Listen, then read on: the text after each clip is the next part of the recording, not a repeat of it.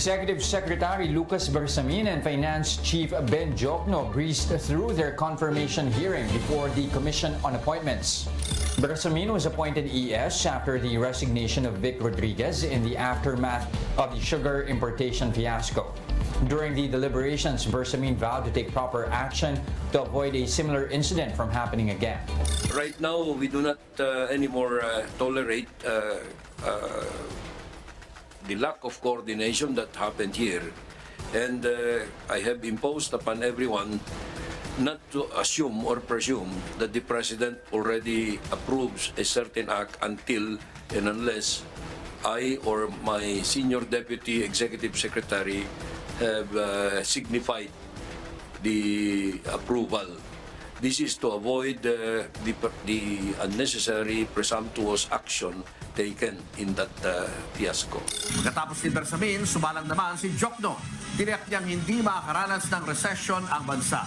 Hindi rin anya dapat ipag-alala ang malaking utang ng Pilipinas dahil manageable pa naman ito ngayon. And the Commission on Appointments has deferred the confirmation of Social Welfare Secretary Erwin Tulfo after lawmakers raised issues on his citizenship and passed a libel conviction.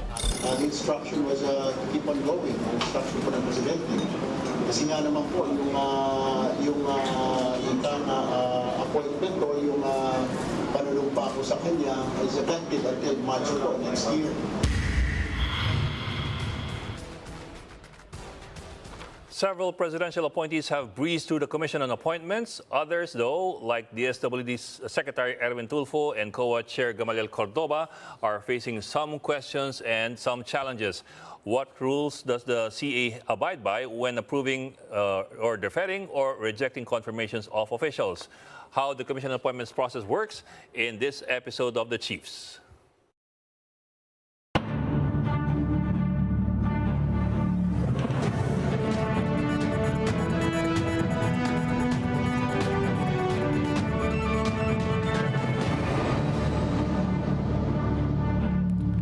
And welcome to the Thursday edition of The Chiefs. I'm Ed Lingao. Online, we have Ana Marie Pamintuan of the Philippine Star in Manila. And from Quezon City, Lucy Cruz Valdez, the head of News 5. Ladies, happy Thursday. Evening. Happy Thursday. Happy Thursday. Isang araw na lang at weekend na ulit. Sorry, I keep on saying that. But anyway. Our favorite. Everybody's favorite. What's a big story? Anong banat ng Philippine Star bukas, Ami?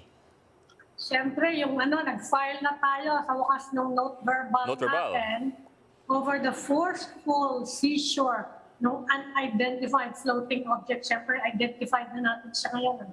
Rocket debris, China. Pero dami na pala nating Pinay. Dami na, no? Pero from what I understand, ang note verbal is not as strong as a diplomatic protest. Di ba?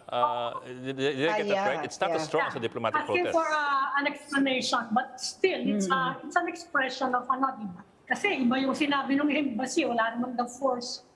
Friendly daw, di ba? That's a repudiation of their statement. Baka lost in translation naman. Hindi naman. Friendly. Hindi, at least parang nag-ano lang, di ba? Nag-reconcile siguro tayo ng version natin of events. Oh, very diplomatic way of putting it. Okay. Other news. Skeletal remains found at the DOJ. So the DOJ has been hiding some skeletons. Ayan yung magiging pero naman yan, yung lugar na yan, dami naman namatay. Padre Faura, di ba? Padre Faura. We don't know Yeah, it's an old city, so yeah, I guess it's to be expected. Yeah, tsaka matindi bakbakan dyan ng panahon ng hapon. Pero pangalawang beses na pala nakitaan ng ng mga skeleton ng DOJ. So, NBI naman natin. So, medyo wala lang. Natin, di ba? Yung guest natin, dati siyang nag-umpisa. Oo, baka. Siguro kinalaman, di ba? Segue yan. So, of course, well, among other things, we want to talk to our guests tonight about what we talked about a while ago in the introduction, the Commission on Appointments, how it works. But as well, I also want to ask our guest later about intelligence funds and confidential funds and how they work and how they're audited, if at all. Although there's a mechanism provided since 2015 for checking this, pero is it enough or should there be more? So these, among other things, we can talk about when we come back with our first guest tonight. That will be former Senate President Franklin Dillon. But anyway, we will go into break, so please keep it here in One News.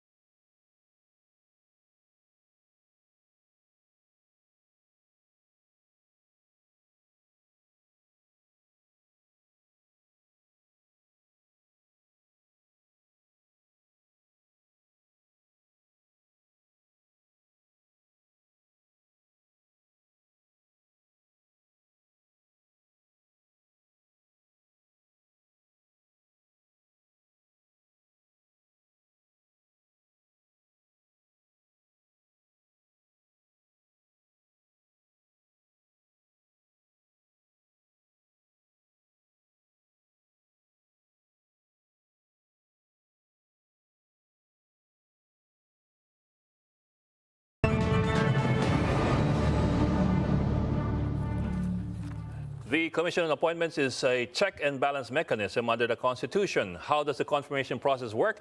We ask someone who's very familiar with this, former Senate President Franklin Dillon. Sir, magandang gabi and welcome back to the Chiefs. Good evening, sir. Thank you very much for having me again. Good evening. Thank you, sir, for joining us tonight. Sir, of course, we do want to talk about the CA, especially all the colorful things that have been unearthed by the CA in the past few days. Very, very colorful. But if you don't mind, I'll start off first with something else. Also, the other day or yesterday, napag-usapan din yung confidential intelligence funds. 4.5 billion for the OP, approved na yun so far. 500 billion for the OVP, approved na yun so far. At natapyasan yung sa DepEd from 150 naging 30 million. Of course, the numbers can still change kasi magbabay ka pa naman eh. But anyway, let me ask you this, sir, if it's okay. Is there any way, I know may 2015 joint memorandum, joint circular ang COA at DBM for auditing intelligence funds. Pero is there really any proper way of auditing intelligence funds na alam natin talaga kung saan napupunta? I know may push and pull dyan eh, kasi intelligence yan eh. But how do we make sure na talaga napupunta sa dapat puntahan? Well, you can never be sure because the so-called sealed envelope system would govern the accounting of confidential and intelligence funds. What does that mean? The recipient or the government official who disburses confidential and intelligence fund would simply write in a piece of paper how he spent the funds. He gave it to Juan de la Cruz. He purchased intelligence from Maria. And that is an acceptable form of accounting. Now, of course, there is nothing in the law which would prevent the COA from disapproving what the disbursement as in a sealed envelope. What it is prohibited from, by the very nature of the funds, is to make public the audit of these funds. But there is nothing that would prohibit COA from not passing an audit, from refusing to approve the proper disbursement of intelligence and confidential funds, because these are public money. The sealed envelope system is a system so that the interest of the state in being able to move where funds are needed to get information would be allowed, but it doesn't mean that it cannot be that it should not be accounted for, and this is where the abuse takes place. I am saying it's theoretical because I do not know how it is disbursed. You know, when I was in the Senate in, I think, 2 Congresses ago, we constituted the Oversight Committee on Intelligence Funds precisely to look at this disbursement in an executive session. Unfortunately, because of the attitude of the past administration, we never got around to look at how the disbursement happened. So in answer to your question, by the very nature of the funds, it is difficult to make a public accounting. But having said that, it doesn't mean that COA is deprived of its constitutional duty to audit these funds and to deny approval if indeed this approval is called for. Pero sir, di ba that also presumes good faith on the part of the spender? Kasi I do recall one report, si dating COA chairman Grace Pulido Tan was saying na they simply had to take the word of the agency head as gospel truth na we spent it for this and that kasi wala namang paperwork siya, wala namang resibo. In other words, wala namang pangahawakan maliban dun sa report na I spent it for this and for that. Yes, Ed, but that can be checked. Precisely, they reveal to whom they pass they pay these funds. And there is, I will repeat, it is the duty of COA to check whether, in fact, these funds were so spent for that purpose. The reality, of course, is that maybe COA doesn't have the manpower to check whether or not indeed the funds were or the funds were used to purchase intelligence from Juan de la Cruz. But that's entirely a different question. The issue is, can COA audit? Yes, COA can audit in executive session. And can COA refuse to pass in audit the expenditure of confidential and intelligence funds if it finds it improper? The answer is yes. The fear of the minority, of course, is that over the years, the amount has grown bigger and bigger. And there are more and more agencies that are proposing intelligence funds for their own use. So the question is how to put a lid on that, growing practice, Yes. to say. Yes. Any proposals? First, Lucy, I confirm that in the 2023 proposed General Appropriations Act, there are something like 5 or 6 new agencies which did not have confidential and intelligence funds in the current year, but will have in the following year, next year. So this must be checked. And of course, the amount that is now appropriated for the CIF has grown exponentially over the past several years. So this is a cause for alarm. And to me, it's good that it is being discussed in public because this cannot go on. Pero paano nga yan matitigil, sir? I mean, any suggestions for how to keep this in check? How to reduce that even in the coming Should there years? be a ceiling? What can Congress do? Ano bang powers? Yeah. These are exercise of political power, so that the remedy is political. If the members of Congress cannot validly explain why they allowed 500 million for the office of the Vice President, then they answer to the public because they will be called upon. Why did you approve this? Di ba lump sum, Senator, lump sum appropriation yan, di ba binawalan ng Supreme Court yun? Hindi, yung lump sum appropriation, ibig sabihin, it only means, Ami, that the items of expense are not specified. So that the Supreme Court in the PDAF case said that there can be no post-budget participation by the legislature by identifying projects after the budget is passed.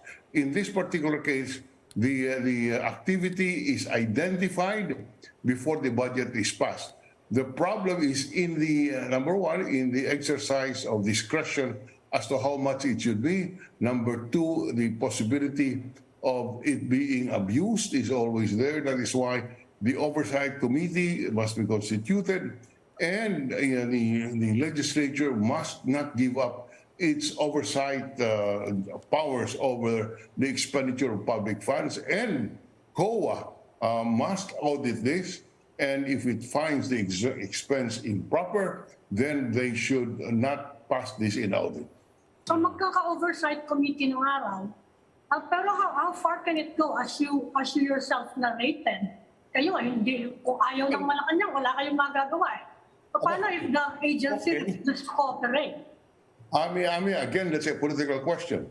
If they refuse to cooperate, then in the next budget round, the Congress can deny that agency any amount or can give it a 1 peso budget because it refuses to submit to the Congress the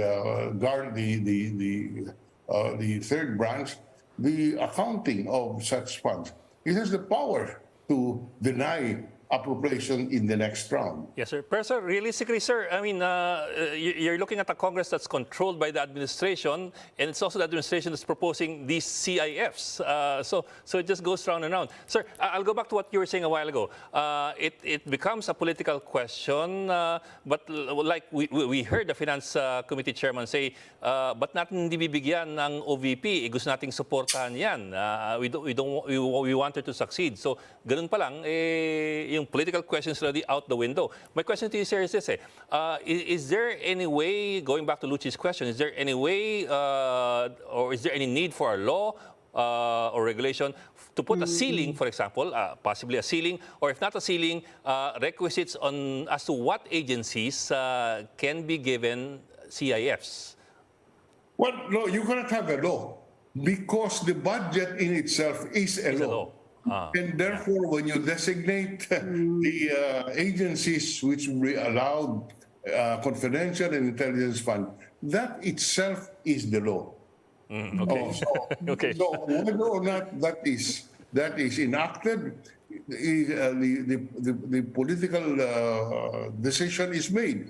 And as I said, you cannot prevent Congress from exercising its political prerogative, but you can make the congressmen and the senators who, in the judgment of the people, did something wrong to pay for that error in the next election. Yes, sir. I remember, sir, yung joint circular ng COA and DBM, may quarterly reports dapat na binibigay doon sa Senate President, Malacanang, and the House Speaker. But of course, you're also looking at people who are also part of the administration. I mean, they're all allies.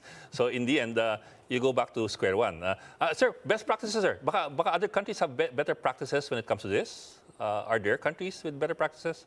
And this COA is a constitutional body and independent of Congress and the President. If it is true to its mandate, then regardless of what the President or Congress says, it can pass upon these amounts. And also the Ombudsman can coordinate with the COA and work with COA insofar as the audit of these funds are concerned. Mm-hmm. Meron namang president ng COA actually putting auditing and finding something irregular. And kasi meron namang ganon. I just wonder, has COA ever really discovered anything irregular in those CIFs in the past? Well, Dulce, I could not remember of any. But it doesn't mean that we do not have the procedure and the law in place. It is the failure to exercise its powers and duties under the Constitution, which power and duty is given to them for the sake of the people. Yes, sir. Sir, we understand your point, sir, but I'll go back to, I'm sorry if I'm pounding on this, pero I'll go back to what I was saying kanina. Quoting former COA Chairman Grace Pulido Tan, sabi niya, in the end, we just have to take their word for it, that they spent it properly. Kasi, walang paperwork, sir. For example, if you buy information, you can't really list down and submit the names of the people you bought information from. So all the agency head has to do is just make a report that we spent this much for buying information and so on the line. So hindi ho rin natin trace ang COA. COA, if you receive an accounting which says, I purchased information from Juan de la Cruz.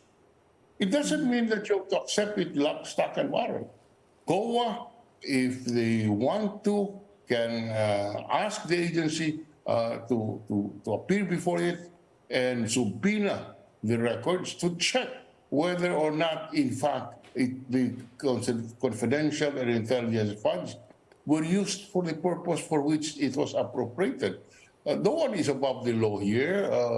Each has an obligation, and those who are in allocated confidential and intelligence funds are under obligation to account for this, although not in the same manner as an ordinary maintenance and operating expense is audited, because by the very nature of the fund, then you cannot make a public accounting. But it doesn't mean that the constitutional bodies, the COA, does not have the power to examine this and deny in audit those which are improper. They have the power to subpoena. So, the fact that wala kaming magawa is not a correct attitude. I disagree.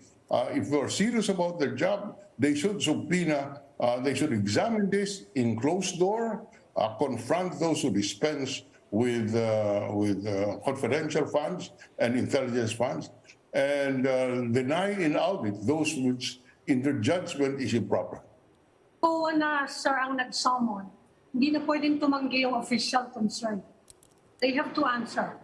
Yes, they have to answer because they are responsible disbursing officers. It doesn't mean that because it is denominated as a confidential and intelligence fund, you can disburse it in the manner that you want to disburse it. There are still rules, except that that because of the interest of the state, you revise certain rules as in the matter of how you account for it. So, pwede rin naman pala, pwede rin siyang induce na ilabas yung ano. Pwede rin, may mechanism naman palang available. May mechanism. Ang hindi na pwedeng gawin is ibunyag mo sa publiko kung ano yung accounting. Just, unlike traveling expenses, for example, which you must, which you can demand public accounting. By tradition, confidential and intelligence funds, its accounting are not made public. In fact, it is through a sealed envelope system, but it doesn't mean that it cannot be audited. So pag in-audit, sir, tapos may nakita nga, so anong pwedeng gawin? I mean, if you cannot make it public, what kind of pressure can you put on the agency to basically account for how it spent the money? If the disbursement is disapproved by the COA, the disbursing officer under the law will be required to reimburse. And if he fails to reimburse, then he has criminal liability. Pero lahat yan confidential. Hindi yan mabubunyag sa public. Sila lang yan. Ganun ba yun, sir? When you say that this cannot be made known publicly. If it is disbursed improperly, then it's at that point, necessarily you must make a demand. I mean, COA must make a demand for the reimbursement of these funds improperly disbursed. And when it reaches the COA and the Ombudsman, inevitably it will become public because it was not properly accounted for. Okay, all right, yeah.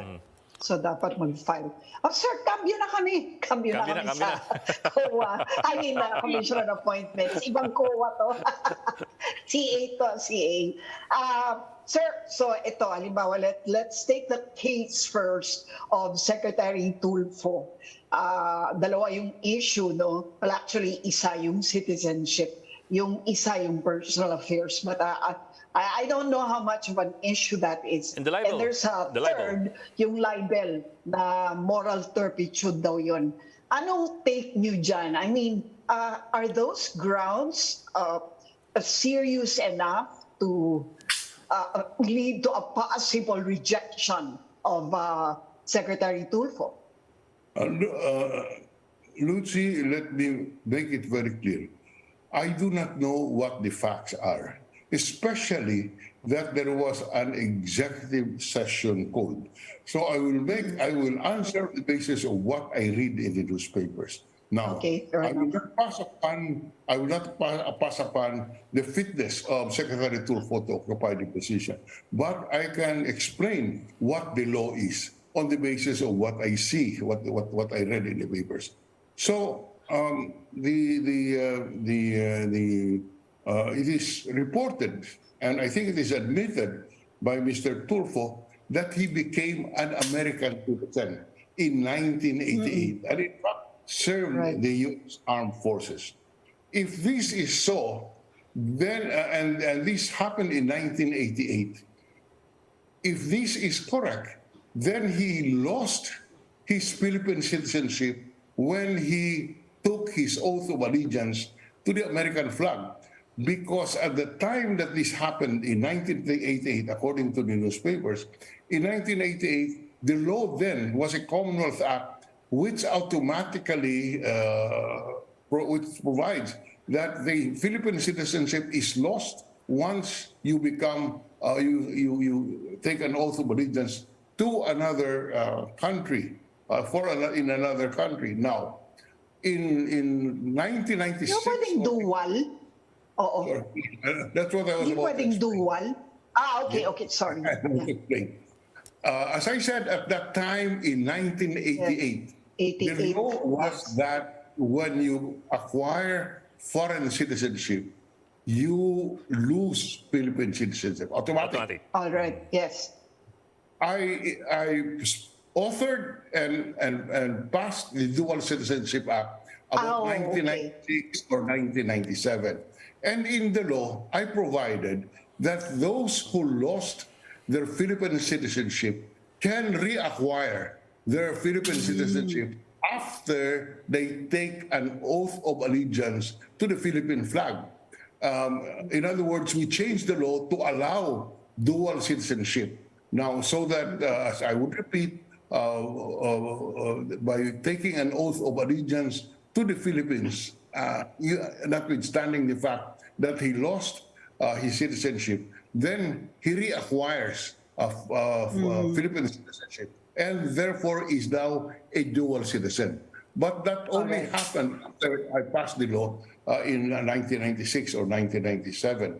Now, however, in the law itself, we provided that before an individual, a dual citizen, is appointed to a public office or runs for public office, he or she must renounce the foreign citizenship because you cannot have dual allegiance if you become a public official. So that is Secretary Tulfo did, yes. that is a requisite for validity of the appointment because that is required now. Let me emphasize that this happened, Lucy, in the case of Secretary June Yasay before, at the start of the Duterte. Secretary Yasay, we found out, had taken his citizenship, American citizenship, and he claimed to have renounced the American citizenship. However, under American law, there is a process that you follow before you can be considered as having validly renounced your U.S. citizenship. And we suspect this because of the tax laws of the United States. In other words, if you have certain tax liabilities, you must be able to, the government must be able to compel you to, Oo nga. Yes. to renounce or to pay your taxes by imposing a procedure in order to make your renunciation valid. That's the law. I do not know what happened in the case of Secretary Tulfo. I am not passing judgment on his qualification because I do not know the facts. I am just stating what the law is. And to quickly summarize, He lost his his Philippine citizenship when he became an American citizen. That was the law at that time. I authored and passed the law in 1996 or 97, which allowed him to reacquire Philippine citizenship by oath of allegiance to the Philippine flag. And failure to do so would not allow him the privilege of a dual citizen.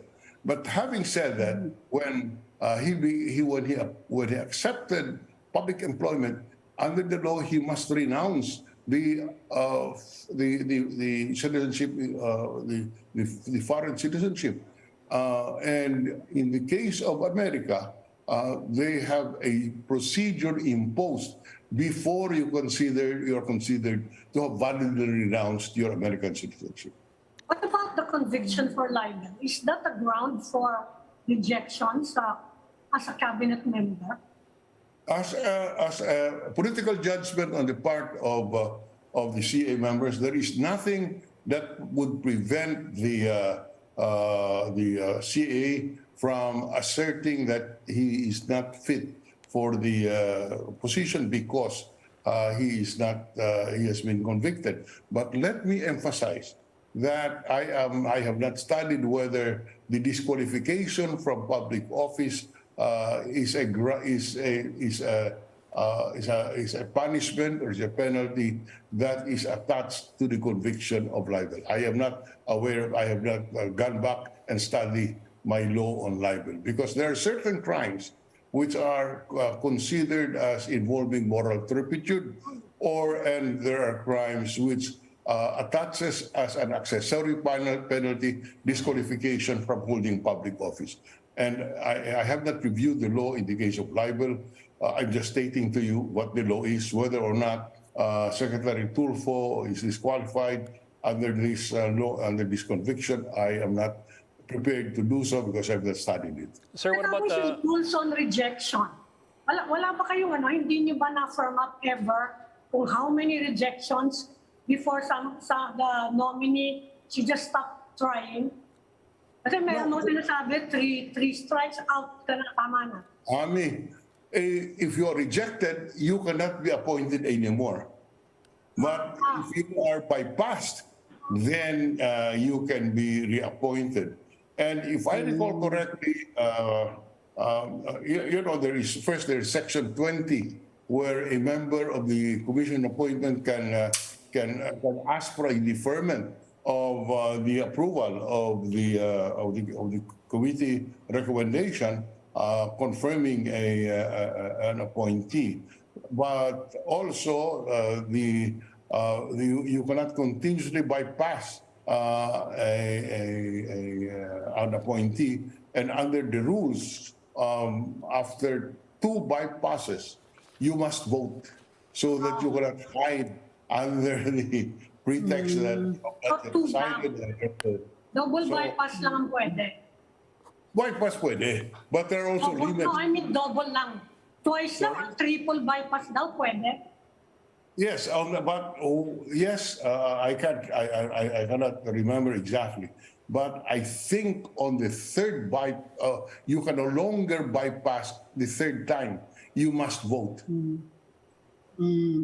Yeah. So hindi na pwedeng bypass na anymore after that. Sir, I'm sorry? Hindi, may isa pa lang siya, di ba? Yeah, Isang bypass pa lang si Secretary so Erwin. what I mean, there's a limit. Pwede pa siya ng... There's a limit to the number of bypasses lang kasi you have to vote by a certain number of times. Yes. Yes, sir. Yes, sir. Sir, going back to the question of the libel conviction, what about the RA 6713, the Code of Conduct for Public Officials and Employees? Is there anything in that law that prohibits appointment to any government position of those who have been convicted of anything involving moral turpitude? First, I must confess, I have to review the law. And number 2, I cannot say that the conviction of libel involves a crime involving moral turpitude. Di ba sir may jurisprudence ang Supreme Court, or was it a different case altogether? Well, I do not know. It's because it's a very specific crime, and disqualification from holding public office is a very specific accessory penalty, which attaches to the punishment, and these are provided by law. But having said that, the judgment of the CA members is exercised independent of the law, unless the law is very specific on, let's say, disqualification because it involves moral turpitude, or because the law says you are disqualified from holding public office. For example, I am certain that in the case, if you are convicted of anti-graft or malversation of public funds, an accessory penalty is that you can no longer be appointed to any public office. Yeah. But in the case of libel, I am not sure. Okay. But it can be checked. No question about that. Yes, sir. Okay. Always a pleasure to have you, sir, on board. Thank you for joining us tonight. Former Senate President Franklin Drilon, sir. Ingat po parati. Thank you, sir. Thank you, sir. Thank you, Anne. Thank you, Ami. Thank you, Lucy. And we are starting up another conversation after this breather. The Chiefs will be right back.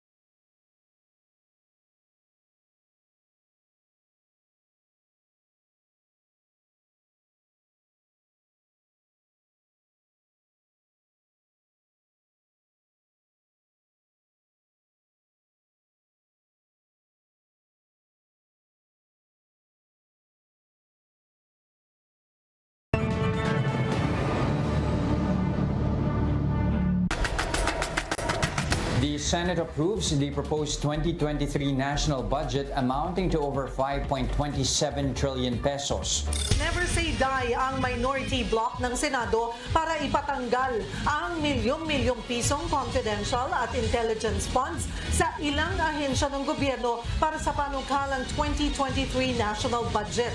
I propose in writing the deletion of one intelligence fund and then almost all of the confidential funds, because precisely to be consistent, no, I'm not singling out the OVP or the DepEd, no, just to be consistent because of the definitions of the confidential fund and intelligence fund. Confidential expenses which can be charged to the confidential fund, and intelligence expenses which can be charged to the intelligence fund under existing law. And to my mind, I cannot justify, given the definition, that the following should be getting intelligence fund and confidential funds. Mayroon po tayong mga ahensyang mas nangangailangan ng pondo para sa surveillance at ibang programa para sa seguridad ng bansa, tulad ng ating advokasya para sugpuin ang human trafficking at OSAE. Some 152 million pesos in confidential and intelligence funds have been realigned. The Senate has approved the 2023 national budget. That's a little over 5.2 trillion pesos. What part of this will be allotted to infrastructure projects? How can it support the socio-economic agenda of the Marcos administration? Let's get insights from InfoWatch PH convener, Attorney Terry Ridon. Sir, magandang gabi and welcome back to the Chiefs. Good evening, Magandang gabi. Maraming salamat sa pag-imbita. ngayong gabi. Yes, sir. Thank you for joining us. Sir, before we get to the big picture question, can I zoom in a bit muna dito sa, kasi there's a controversy that erupted just a few hours ago. Supposedly, ang DICT nag-turn over ng anywhere from 1 to 3 billion pesos sa MMDA, supposedly for free Wi-Fi connection. I mean, crossing over from DICT to the MMDA, a huge amount of money. Can that be done? Ganun-ganun lang? Hindi ba kailangan niya ng congressional approval? Kasi it's one department to another. Yan ang mga pinagagawa ng hindi yan novel in this administration. This has been undertaken in previous administrations as well. To be fair, yung pong sinasabi naman ng Korte Suprema, bawal yung interdepartment. Ibig sabihin from executive to legislative, bawal yon. Pero yung executive to executive, walang problema yon. Pero again, babalik tayo doon sa nagdaang karanasan kung saan nagpadala ng limpak-limpak na pera sa mga ahensya na wala namang mandato. As an example, tama yung binanggit nyo. Ano naman ang mandato ng MMDA? Para sa mga DICT-funded projects, dapat na nagpapatupad ng mga IT projects, dapat DICT. At kung hindi niya kayang gawin yon, dapat hindi niya pinapamigay sa ibang ahensya yun. In fact, sobrang dami ng problema ng MMDA. Dapat hindi na huli na pinaproblema yung pagpapamigay pa ho ng mga IT equipment sa iba't ibang bahagi ng Metro Manila. Sir, but that's on the practical side. Pero on the legal side, may legal cover ba yun? Can that be done? Iba pa yun dun sa dapat bang ginagawa. Pero can it be legally done? Well, sa totoo lang, may legal cover yon kasi as an example, doon sa mga ibang mga ahensya, for example, DOTR, in the previous administration, nagbigay ho yan sa ilang mga ahensya katulad ng Urban Poor Commission na tayo po yung nagpatakbo. Wala naman pong problema. Ang mas problema po rito ay kung magagamit ba ng mga pinagpadalhang ahensya ito pong mga pondong ito. Kasi pero yung minsan ginagawa po ng mga ahensya para hindi ho magsoli ng pera sa habang bayad po natin. So, ibig sabihin, nakitenga po yung pera sa mga ahensya, no, na hindi ho natin nagagamit. Ang isa ho doon sa dapat ho talagang reforma in previous administrations and up until today, bawal na ho dapat yung pong nagsesecond ng pera ng isang particular ahensya sa ibang ahensya. So, dapat pag hindi mo yun magamit, soli mo yan dapat sa kabangbayan po natin para magamit po ulit ng Kongreso at ng Pangulo sa mas kapakipakinabang at mas maipapatupad na mga proyekto at programa. So teka, Sir Terry, so inaamin mo na kayo rin pala nakaranas ng ganon, na nabigyan kayo ng budget ng DOTR nung ikaw ay nasa urban poor. So anong sa iyong pananaw, ngayon ang sinasabi mo yan na hindi dapat, how was that case different from this case now between the ICT and MMDA? The case, for example, for housing and infrastructure agency, meron hong germaneness eh. Ibig sabihin may relevancy yung pong pag-transfer ng funds. So for example, naglagay ko ng pondo yung DOTR sa mga housing agencies precisely to build houses. No? Ito pong paglipat ng pondo ng DICT. DOTR for houses? Parang medyo weird yun, di ba? For example, meron po big amount to build the railroad, for example, railroad infrastructure. Yes. So right of way ba yan? Kasama dyan yung mga may tatabi po mga marginalized families, na urban poor families, along the railway. No? So merong relevancy doon sa different mandates po ng agencies. Okay. Itong DICT and MMDA, parang hindi ko may 1+1 eh. Yung relevancy and germaneness ng paglilipat po ng ganito pong pondo from an IT department to a traffic management department. No? So I think there needs to be more clarity on how that can in fact be implemented well by the MMDA. Well, nakita nyo na ngayon yung pinasa ng House of Representatives and the Senate. Ano yung tingin nyo sa mga priorities ng current administration by way of infrastructure? Ano yung masasabi nyo? Ano po ninyo, sa totoo lang, wala naman talagang nagbago doon sa proportionality. No? Nung po nga nagdaang gobyerno, even as far back as the Aquino administration, talagang ang priorities has always been education, infrastructure, no? So, maliit lang po yung porsyento. In fact, yung pong social services, including housing, up until today, no? Sa haba ng panahon natin nag-monitor ng gobyerno, napakaliit pa rin ho ng pondo na nakukuha po ng very important social programs po na ito. No, at yun na nga, and unfortunately, this can be tied to the problems that we have been facing relating to the intelligence and confidential funding. Kasi nga, what they have done, para nag-brag yung Senate, no, the last few days na, we listened naman to the colleagues, no, na talagang binawasan ho namin. Pero this is a token reduction of the intelligence fund. Sana hindi na lang ho nila ginawa. Kasi basically, rinistore din naman ho nila doon sa MOE. And when you speak of an MOE restoration, sa totoo lang, this is an agency kitty. Ibig sabihin ho, parang this is not an exactly line item determination on specific programs and projects, no? So talagang ano ho yan, parang it's still almost CIF, but with more accountability because it is placed under MOE. May sufficient emphasis ba on post-pandemic recovery? So nakikita nyo dun sa budget appropriation? To be fair, no, it has always been the priority of previous and current administrations na talagang i-put into center stage ito pong pandemic recovery, particularly because of the very limited fiscal space that we are currently facing, and the very importantly towards making sure that social protection programs are undertaken. No? Pero ang binabanggit ho natin, there is still such a great amount of fat that needed to be trimmed, particularly in a confidential intelligence funds. No? I think to provide context, and to repeat it ad infinitum, ito po mabibigyan ng confidential intelligence funds po na ito. Wala ho yung confidential intelligence funds noon. And to put further context, alam po ninyo, kapag pinag-usapan po natin CIF, dapat po state secrets, national security, executive privilege lang po yung pinag-usapan po natin dito. Ano po yung executive privilege, national security? Pagka ho DepEd po yung pinag-uusapan, hindi ko ho alam. No? So, I think, kailangan mo talaga magpaliwanag pa ng husto ng Senado at Kongreso bakit kailangan ng CIF, maintain CIF, ito pong mga ahensya pong ito. Sir, total, pinag-usapan na natin yung CIF eh. Is there a better way of auditing itong mga CIF na ito? Kasi, yun nga, we were talking kanina to former Senate President Franklin Dillon. I was telling him na kahit si dating COA chairperson Grace Pulido-Tan was saying, wala kami magagawa. We just have to take their word for it when they say that we spent this much for this kind of spending. To be perfectly fair, no, yung COA naman ho, meron ho yung at the very least some baseline standards in auditing yung pong CIF, no? Pero it is less stringent compared to typical line items, no?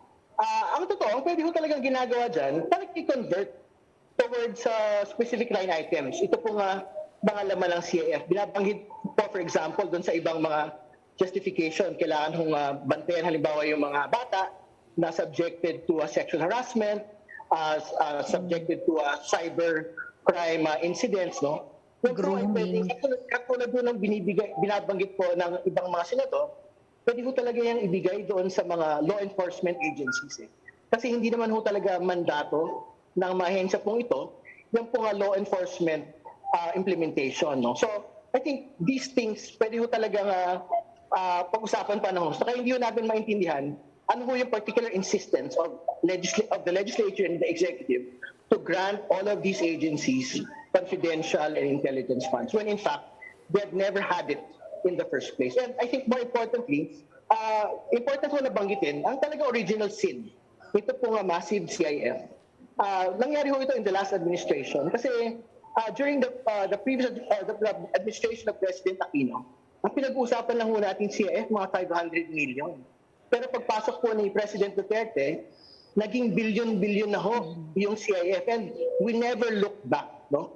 After that. Ang sinasabi ho natin at panawagan ho natin, baka naman ho pwede tayo mag-revert, no? Doon sa Aquino era, increases lang, rate increases. Ito po ang CIF at huwag po tayo magbigay ng blank check.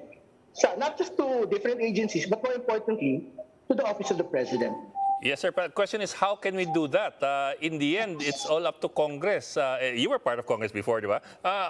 How can you make Congress do that? Considering that Congress, of course, is has a supermajority.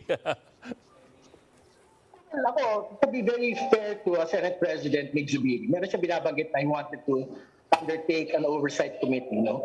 So, and because we're talking about sensitive national security issues and state secrets perhaps, no? This can be subjected to an executive session. So, I guess the agencies can basically make a presentation there on the manner by which all of these confidential and intelligence funds will be disbursed by next year, no? So, we'll hold on to the commitment of the Senate na it is something that they will undertake. Kasi, it's difficult to, syempre, asahan lang po yung COA, very important, no? Dahil pinanindigan na ho ng Senado at Kongreso yan, sila na ho talaga yung manguna dito po sa pagbusisi.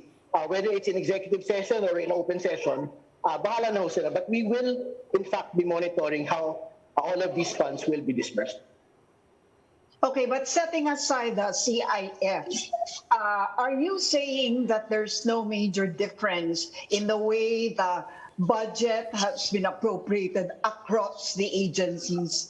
Or was yung sinasabi nila na 8-point agenda nila, is that markedly different?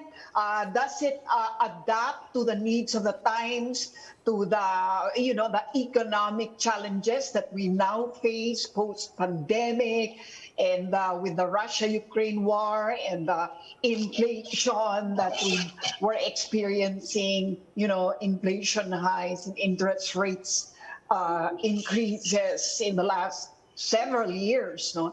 So how do you put the budget in the context of these challenges? Is it a good budget? I think the only difference is that we have a bigger budget today compared to 9 years ago. Kasi siyempre, umunlad naman ho talaga ekonomiya. No? Pero in terms of the proportions, particularly relating to health, particularly relating to infrastructure and social protection, halos pare-pareho lang ho yan. Kasi kung nag-iba ho yan, hindi ho dapat umiiyak yung housing. Hindi ho dapat umiiyak yung mga social agencies na parang kakarampot lang ho ilinaki. Hindi ho umiiyak dapat yung mga state universities and colleges na parang may budget cut na naman sila. Hindi ba? And these are the same proportions that we have seen in every administration. So, I mean, if you check on all the budget messages of every administration, you would see the same priorities and the same proportions, to be very frank about all of these things. So, saan dapat mapunta? What is the ideal apportioning of all these needs, no? For example, at this point, do you think that more should be given to subsidies, social services, ayuda? Yan ba ang sa tingin mo the urgent need of the times?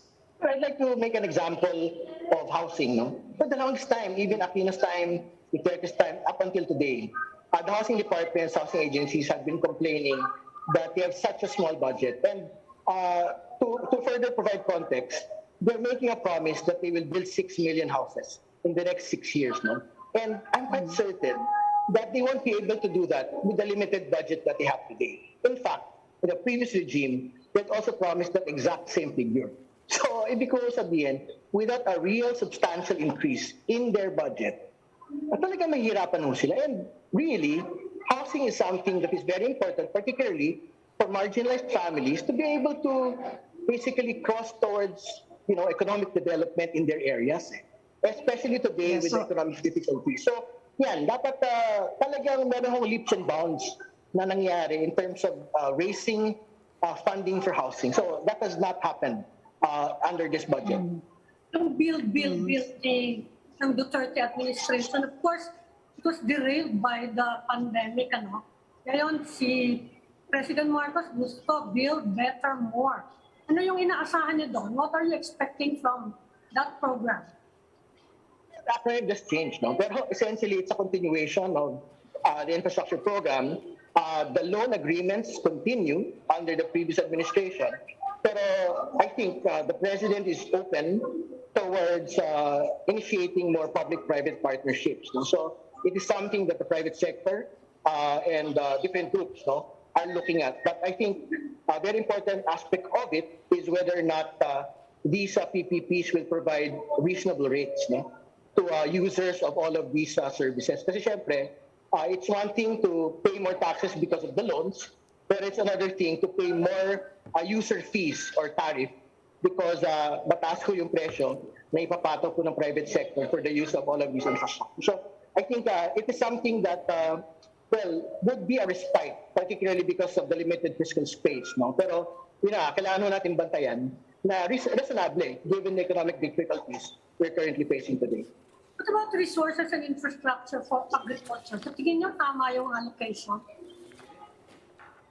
Ngayon talaga there is an emphasis on transportation. So isa ho doon sa talagang inaantabayanan mo natin yung pagtutuloy talaga ng Metro Manila subway. I think everyone will agree with me na traffic continues to be horrible, particularly as we go into the holiday season. Yung pong making sure that the subway continues, no, and finishes in the soonest time without delay. I think isa ho yan doon sa major priorities ng Department of Transportation under the President.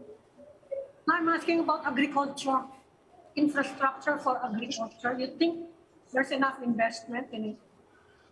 Well, to be very frank with you, wala pa ho talagang very wide investment, no, in terms of yung para grand investments in agriculture. Pero I think yung po the typical investments, particularly on yung pong mga traktora, yung pong mga pataba, andyan pa rin ho yan. Pero in terms of yung game-changing intervention towards raising productivity, parang kailangan pa ho natin makita yun in the budget for next year. And this is unfortunate, particularly because the President himself is the head of the Agriculture Department. I think more focus needs to be seen, especially since, syempre, yung farmers ho natin, yan ho talagang pinapektado, particularly because of rural poverty being experienced in the countryside. Okay. Attorney Terry Ridon, ang convener ng InfraWatch. Sir, maraming salamat for joining us tonight. Thank you. Maraming salamat. Salamat, sir. Maraming salamat po. Thank you, sir. And that's it for the Chiefs. We hope to discuss here. We'll keep the conversation going. I'm Ed Lingao.